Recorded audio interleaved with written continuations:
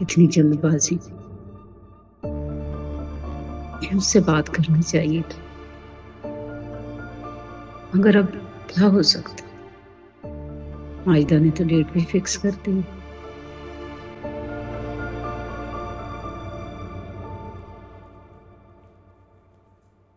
हाँ, क्या हुआ?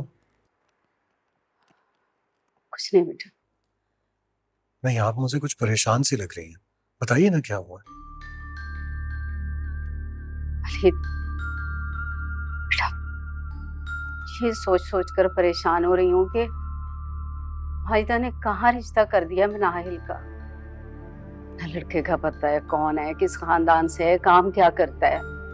यही फिक्र हो रही है मुझे। हाँ, मैं तो कल रात से ही आपको ये बात कह रहा था। इतनी जल्दबाजी में पता नहीं मनाहिल का रिश्ता क्यों तय कर रहे हैं। मुझे तो यकीन है उन्होंने मनाहिल से पूछा भी नहीं होगा, बस यूं ही आपसे कह दिया। तो बेटा मैं खुद नाहिल से पूछ लूंगी।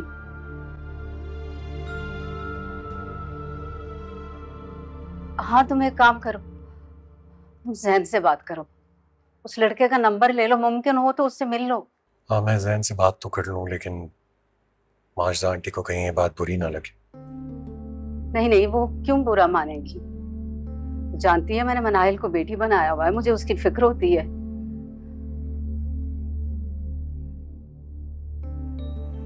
लेकिन खैर, फिर भी मैं माजिदा से बात कर लूंगी, तुम जैन से बात करो। अच्छा ठीक है, मैं सब पता लगवा लूंगा। आप प्लीज परेशान मत हो। बैठिए आराम से, मैं बुशरा से कहता हूँ आपके लिए खाना लेकर आए, आपकी मेडिसिन का टाइम हो गया। बैठ जाइए। आपने परेशान नहीं होना, ठीक है?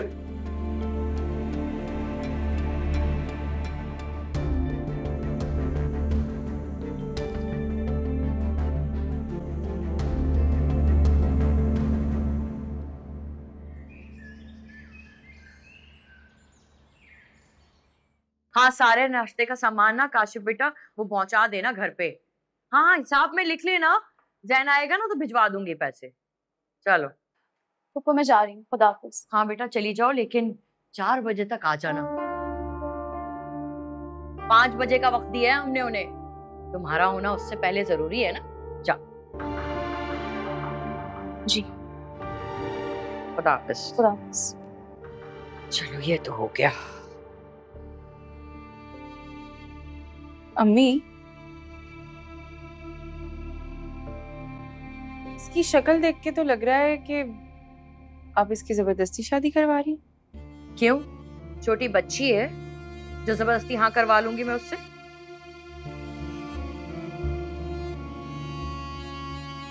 समझदार है, अब तो अपने हक के लिए लड़ना भी सीख गई है। फिर ऐसा मुंह क्यों बनाया? ज़ारा बात का बतंगड़ मत बनाया करो। उठो जाके दोपहर का खाना बनाओ, चलो। भाई मैं नहीं बना सकती, सॉरी। क्या? तो फिर ठीक है, बांधो अपना सारा सामान और जाओ अपने ससुराल वापस। यहाँ तुम्हारे नौकर नहीं बैठे हुए हैं जो तुम्हारी खिदमतें करेंगे। अच्छा ठीक है, चाय पी के बना देती हूँ खाना। वैसे एक बात बताएं अम्मी, जब मैं यहाँ से चली जाऊंगी और मनाहिल की भी शादी हो जाएगी तो घर के काम कौन करेगा, कभी सोचे? जैन की शादी करके बहू ले आऊंगी। अच्छा तो दोनों की एक साथ ही कर लेती ना, एक जाती और दूसरी आ जाती। हाँ तो जैन के लिए इतनी जल्दी लड़की कहाँ से लेकर आऊं? मनाहिल का तो नसीब अच्छा था कि रिश्ता मिल गया। वैसे ये रिश्ता आपको मिला कहाँ से? जहां से भी मिला, तुम्हारा इससे क्या लेना देना है? शादी तो हो रही है ना उसकी। हाँ भाई शादी तो हो रही है, लेकिन इसके पुराने आशिक उसको याद ही करते रहेंगे। फजूल बकवास मत करो, उठो और जाके काम करो। अच्छा ठीक है, सुकून से चाय पीने दे, फिर कर दूंगी काम।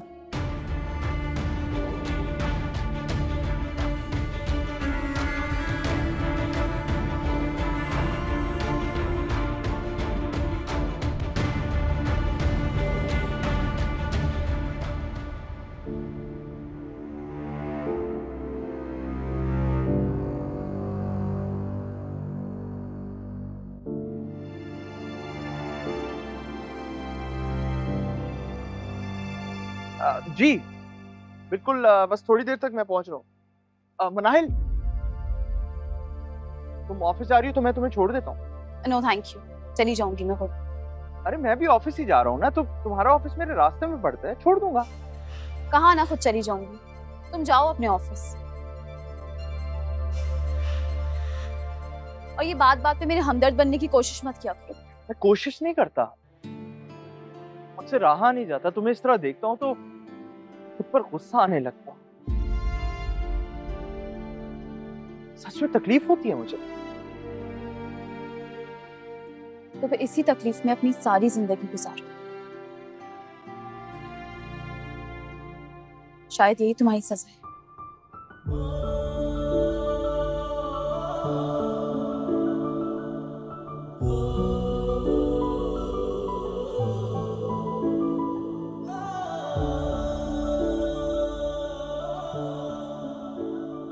तो मेरे लिए आसमान के एक चांद की तरह थे, जिसे मैं देख तो सकती थी मगर उसे पाने की दूर दूर तक कोई उम्मीद नहीं थी।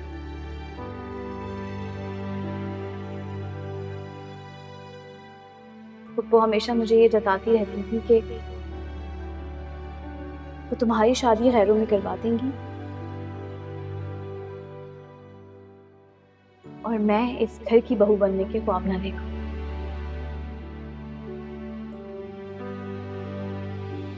लेकिन फिर देखो, अचानक से पप्पू ने अपना फैसला बदल दिया।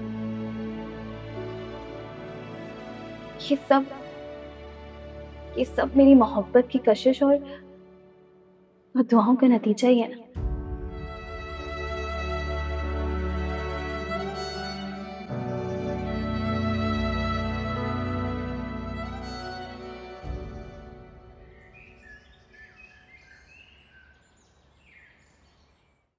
कैसी हो स्वालिया?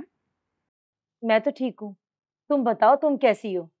काफी दिनों से तुम्हें देखा नहीं था, इसलिए सोचा वीडियो कॉल कर लूं। अच्छा किया। मैं बिल्कुल ठीक हूँ माशाल्लाह। बहू के आने के ख्याल से मेरी तो सारी बीमारियां ही दूर हो गई हैं। माशाल्लाह, ये तो बहुत अच्छी बात है।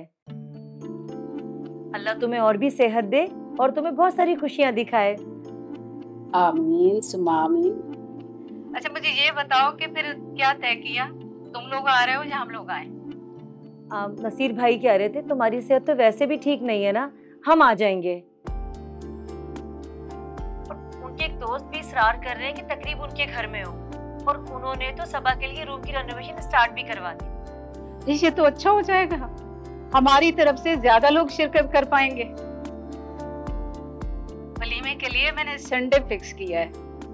वलीद से कहती हूँ आज ही बुकिंग कंफर्म करे इंशाल्लाह। अच्छा मेरी बहू कहाँ है? उसे तो मैंने देखा ही नहीं इतने दिनों से, ना वो मुझे फोन करती है। असल में ना वो जब से आई है नसीर भाई के साथ लगी हुई है।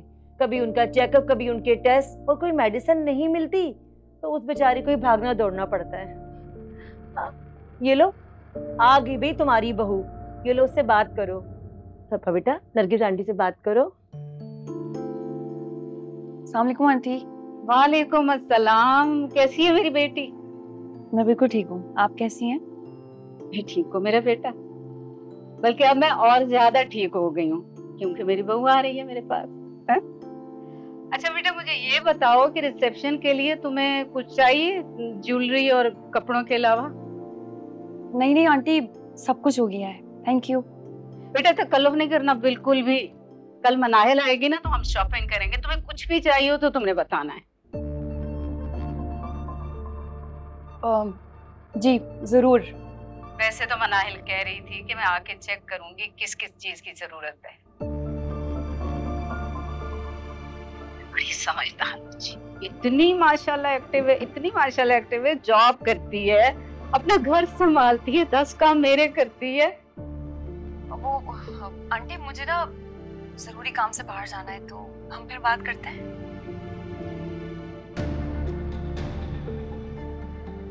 सबा, अरे मनाहिल मनाहिल मनाहिल, माँ और बेटे दोनों की जुबान पे उसी का नाम रहता है।